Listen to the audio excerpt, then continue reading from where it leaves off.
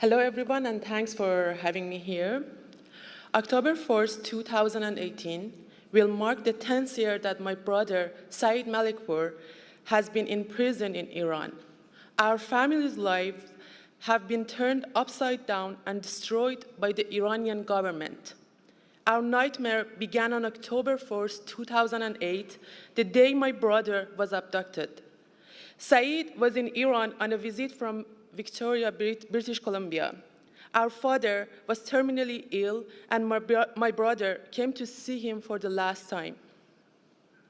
My brother had moved to Canada in 2004 after graduating from Tehran's prestigious Sharif University of Technology with a metallurgy degree.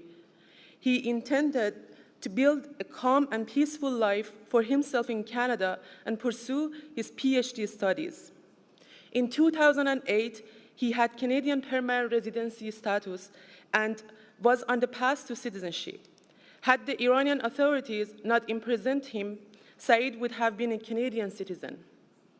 My brother was always a health-conscious, principled, and caring man.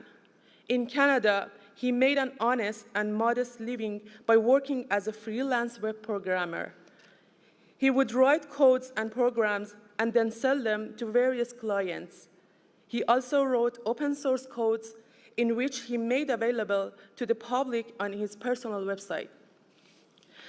After Saeed was abducted, we had no idea where he was. It was as if he had vanished into thin air. We were worried sick and made many attempts to locate him. We called every security branch in Iran to no avail. Several months after his abduction, we discovered that he was held in Tehran's Evin prison and was accused of moderating a network of pornographic websites. We were dismayed and horrified. We could not believe they were talking about our Saeed. After we were granted a visit with Saeed, he informed us that the authorities had no evidence to prove the charges against him except for forced confessions, which they extracted from him under severe physical and psychological torture. During the visit, Saeed looked gaunt and would not speak much. His clothes covered his skin to prevent us from seeing the abuse that was inflicted on him. Saeed's forced confessions were aired on television in 2010, months before the court even issued him his official charges and sentence. Assuming a person's guilt before they are officially charged is itself against Iranian laws. Saeed had written the letter with the intention to read it at his first court to defend himself. However, during his first court hearing, Saeed was not allowed to speak or submit any documents in his defense. And so after exiting the court, he saw me standing there. He slipped me the letter, and I snuck it out of the court hall under my chador. I decided to submit the letter for publishing in Persian language news sites. My intention was to expose the truth, knowing that the Iranian courts had not provided Saeed with the fair trial. Months after his first court hearing, Saeed was sentenced to death by hanging solely based on his forced confessions. No other evidence was presented in court to justify the charges against him. To this day, almost a decade after his kidnapping, the forced confessions remain the only so-called evidence against him. I am going to read you some excerpts from Saeed's letter, a letter that ultimately provided the groundwork for the international campaign I launched calling for his release from prison. While I remained blindfolded and handcuffed, several individuals armed with their fists, cables, and batons struck and punched me. One of the interrogators threatened to pull out my tooth with a pair of tongs. One of my teeth broke and my jaw was displaced after I was kicked in the face by him. My face became very swollen, and I lost consciousness several times as a result of the beatings. The left side of my body was paralyzed for 20 days. However, the physical tortures were nothing compared to the psychological torment.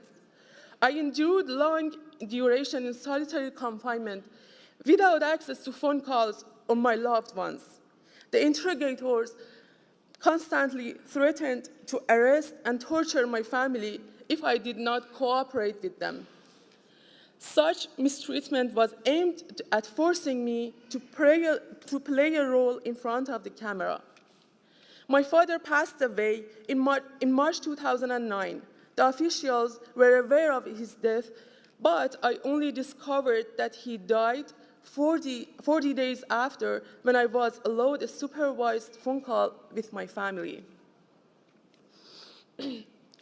My brother's forced confessions were aired on TV for the first time on the seventh-day mourning ceremony for my father. Since then, his confessions have been regularly aired on state television. I have been vigorously campaigning for the release of my brother. My mother and I have written countless letters to the Iranian judiciary and other Iranian officials, including the Supreme Leader of Iran, Ayatollah Khamenei. Most of our letters have gone unanswered. Our campaigning efforts led the Canadian government under Prime Minister Stephen Harper to speak out in defense of my brother. With the help of the Canadian government and other countries who spoke out, we were able to apply enough pressure to lead the Iranian authorities to commute his death sentence to life in prison. I was forced to leave Iran in 2012 when I discovered that the Iranian authorities had issued a warrant for my arrest. They were upset that I was speaking to the media about my brother's situation. I left my entire life, including my family and career. I left Iran legally by traveling to Turkey. With the help of Canadian activists and the Canadian government, I was brought to Canada on a special visa issued to women in danger.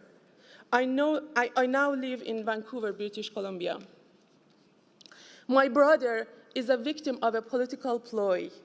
He was used by the Iranian authorities to inflict fear on Iranian civil society to scare them away from the internet. At the time of my brother's abduction, blogging was blooming in Iran. Many Iranians were using the internet to express themselves online.